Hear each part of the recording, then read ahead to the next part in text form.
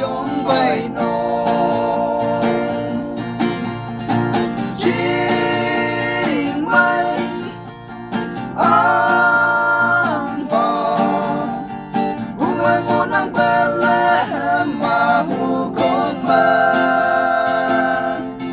Jesus bulak chin na nui ao hiyo ye fa lam phili ma kawang ba kaya ong yang ki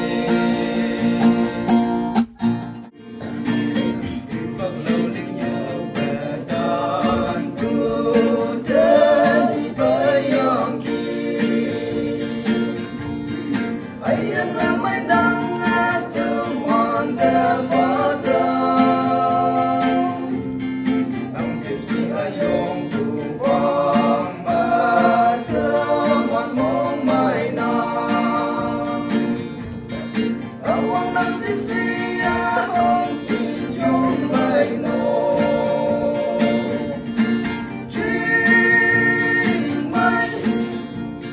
ang ba umay mo ng Bethlehem magugong man Jisu pulang chingmen nui au hiyo ye fa ang diliman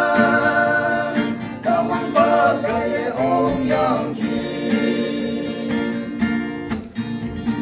Juan aming jama Jisu Krista buyang ki ulang chingmen nui chin au hiyo ye fa ako'y wangtang sa ngalan ay kon na tiyata